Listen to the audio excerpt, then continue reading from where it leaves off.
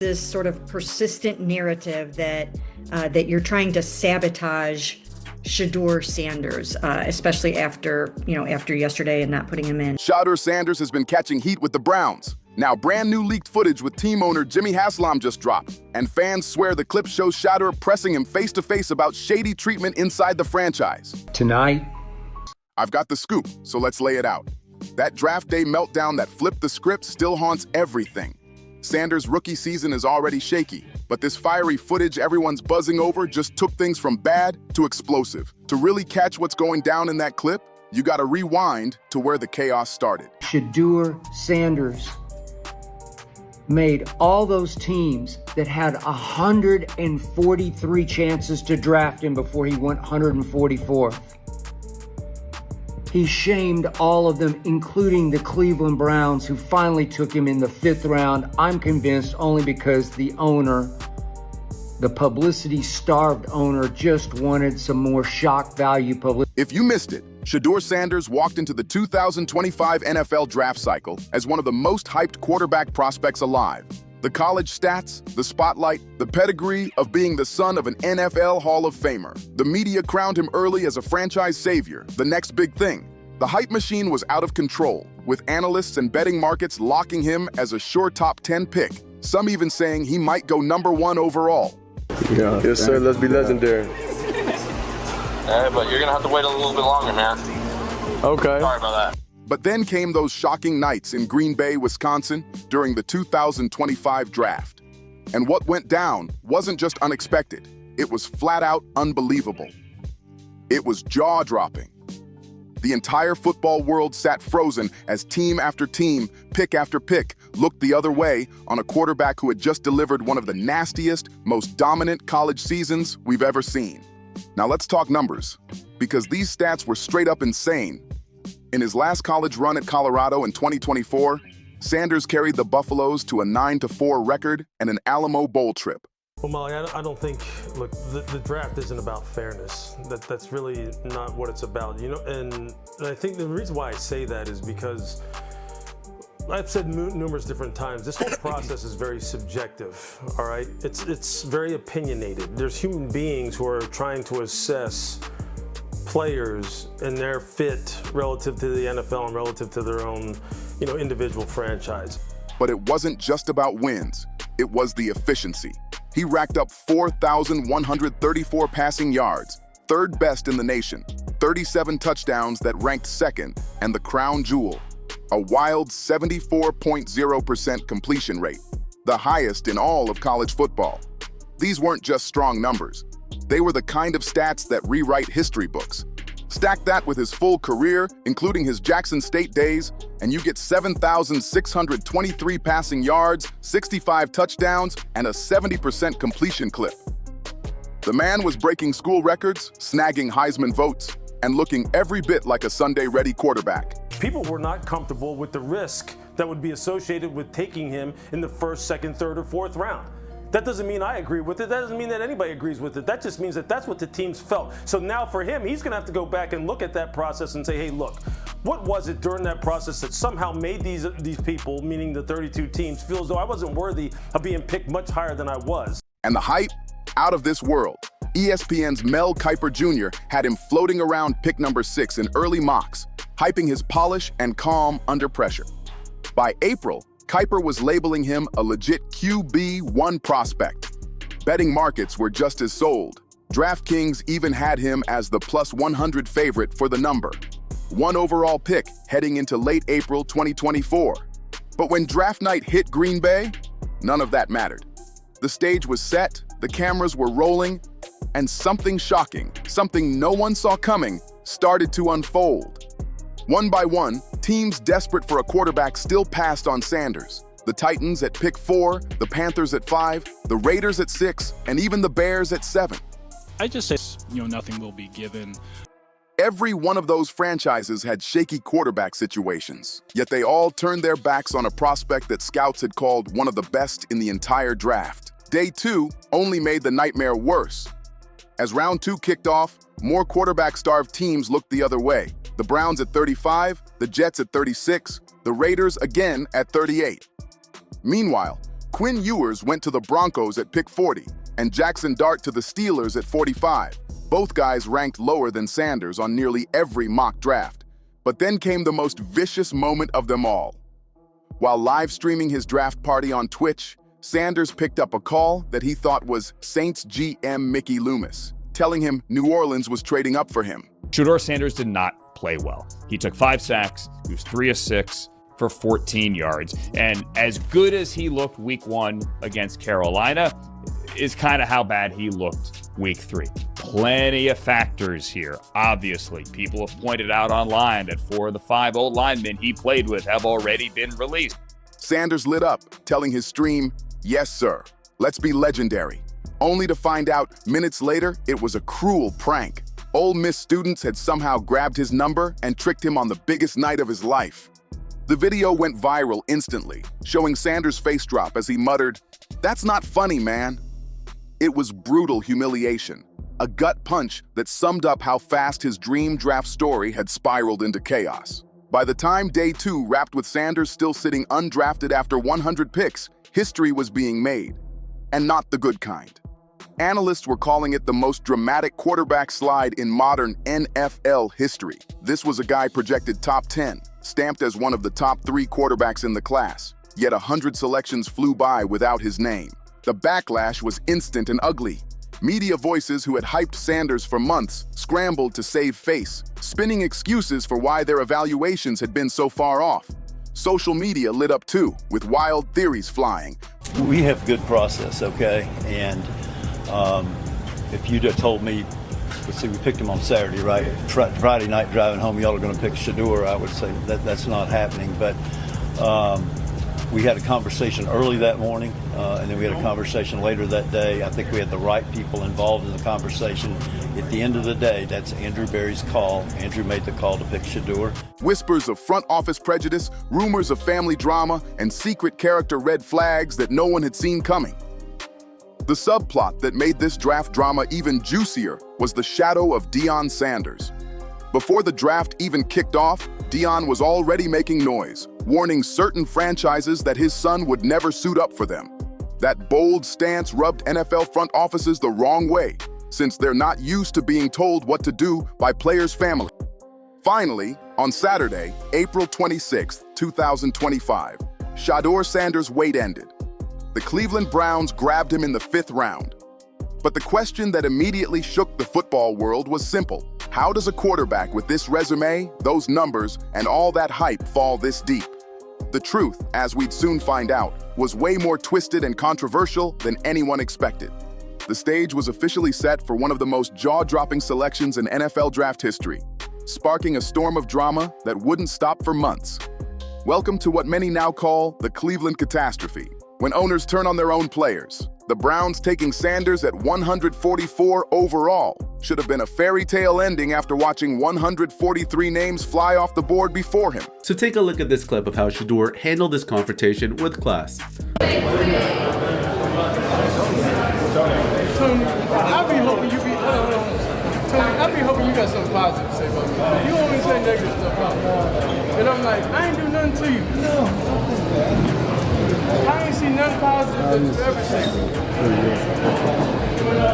I do something positive every day. What I'm saying? Come on, Tony.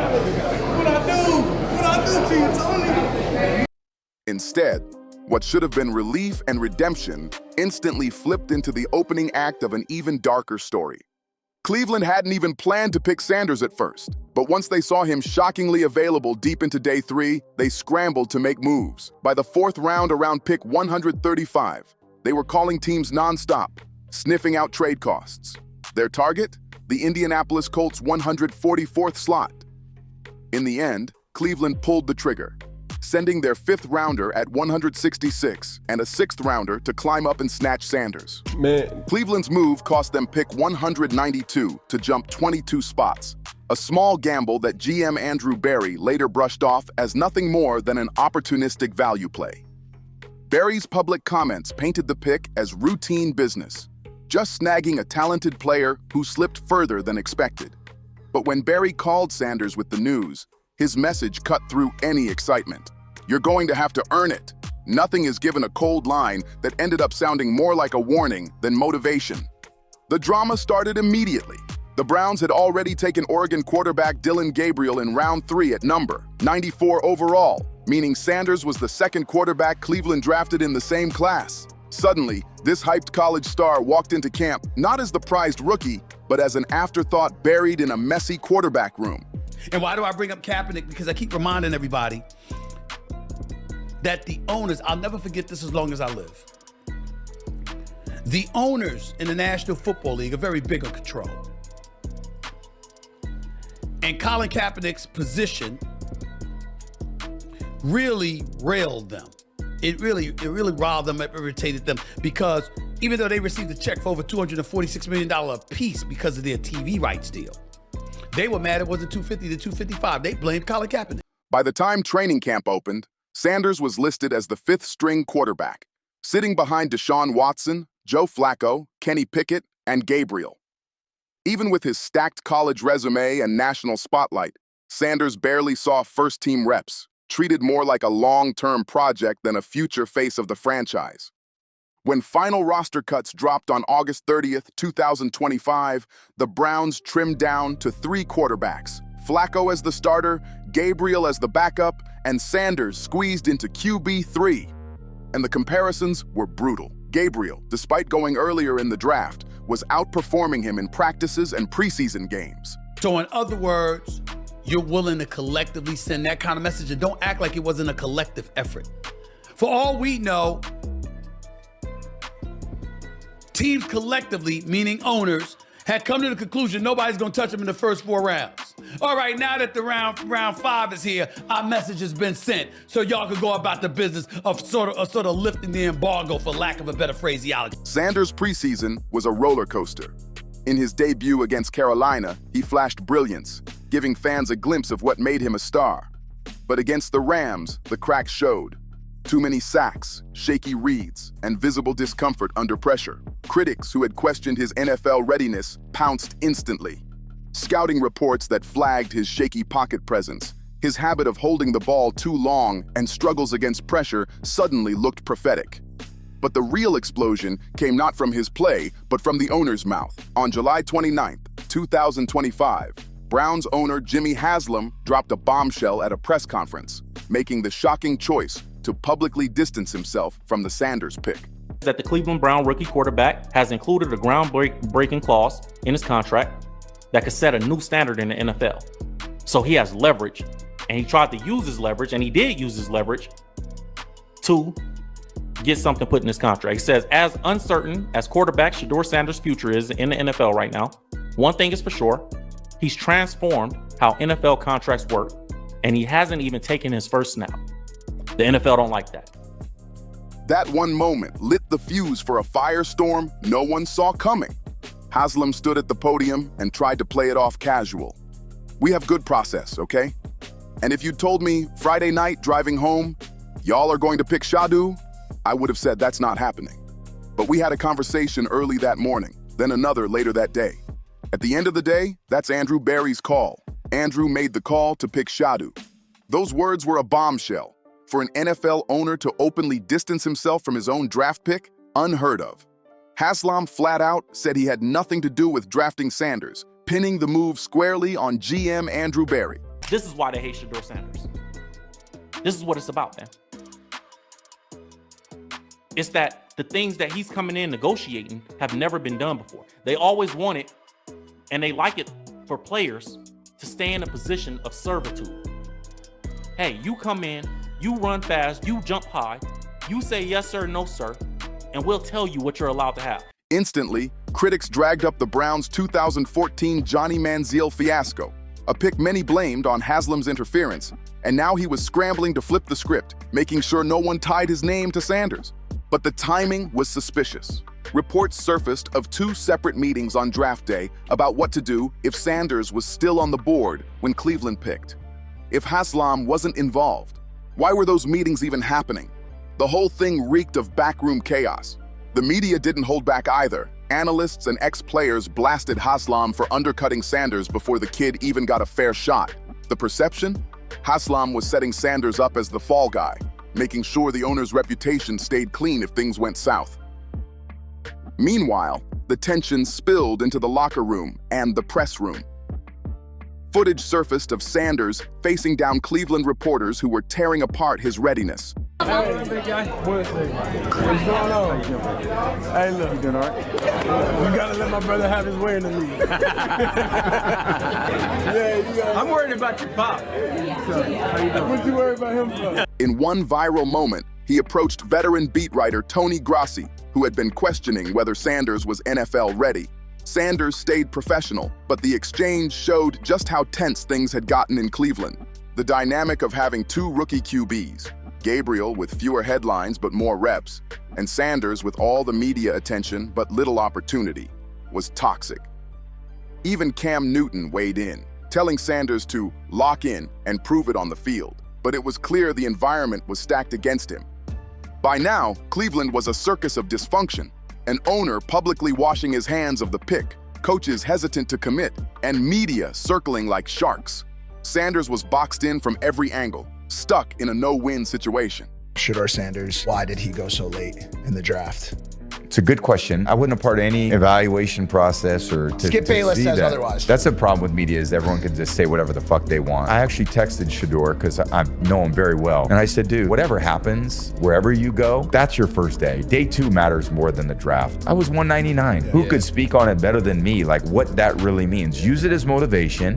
You're gonna get your chances. Go take advantage of it. But as wild as things looked in Cleveland, that was just the opening act. The whispers around the league were about to boil over. This wasn't just a messy draft slide anymore. It was about to explode into accusations of collusion, discrimination, and systematic blackballing at the highest level of the NFL. And then came the first grenade. On August 21st, 2025, Pro Football Hall of Famer Eric Dickerson went on the Pivot podcast and dropped an explosive claim that sent shockwaves through the sports world. Eric Dickerson lit the fuse when he alleged the NFL straight up instructed teams to avoid drafting Shedeur Sanders. According to him, league officials told front offices, "Don't take this kid," pointing to so-called poor interviews and entitlement as excuses for what looked like a full-on blackballing effort. And it's suing him for $100 million because of Shedeur Sanders falling to the 5th round of NFL draft, claiming emotional distress, trauma, and other things. Hey, is there a way to add the fan? Yeah. Can I and add collusion. my name to? Can I add my name to that lawsuit? Oh, you're gonna make it. You wanted to be class action. We ain't got to spend a lot of time on this because I don't think the court is going to spend a lot of time on this. He doesn't have money for the suit. Yeah. But someone did write about this, and there's some interesting points. I don't want to let it out. The dude does have something to stand on. Dickerson even doubled down, saying with certainty that someone later called Cleveland and told them, "Hey, take him anyway." If true, the implications were massive. A coordinated effort from the league itself to rig draft outcomes, not based on football skill, but politics and power plays. Suddenly, Sanders' freefall wasn't just bad luck. It looked like a setup, and it lined up with earlier reports from CBS's Boomer Esiason, who revealed multiple owners had scrubbed Sanders from their draft boards because of his reputation being torpedoed behind closed doors. But if Dickerson's bombshell shook the room, what came next blew the doors off. Antonio Brown jumped in, and his allegations were even wilder. The former wideout claimed there was a secret pact among 31 owners not to touch Sanders, with only Jimmy Haslam breaking ranks. 31 teams said untouchable, but Browns went rogue, Brown posted on X. The alleged motive? The N.F.L. wanted to send a message. They weren't about to let player families and superstar fathers dictate terms to billion-dollar franchises. Deion Sanders' pre-draft warnings about certain teams, plus Shedeur's own confident swagger, had apparently rubbed league bosses the wrong way, and they struck back with a coordinated freeze-out. The theory only gained more heat when Stephen A. Smith stepped in, arguing the treatment carried ugly racial undertones. Smith pointed out that white quarterbacks with similar bold attitudes never faced this kind of systematic lockout, even drawing comparisons to how Colin Kaepernick had been shut out of the league. Smith's take added historical weight, connecting Sanders' slide to a long NFL pattern of owners closing ranks against players who dared to challenge their control. And now, Sanders wasn't just a fallen prospect. He was at the center of what looked like one of the dirtiest conspiracies in modern football. So basically, the N.F.L. was accused of pulling a collective stunt, sending a loud message to Sanders. Think about it.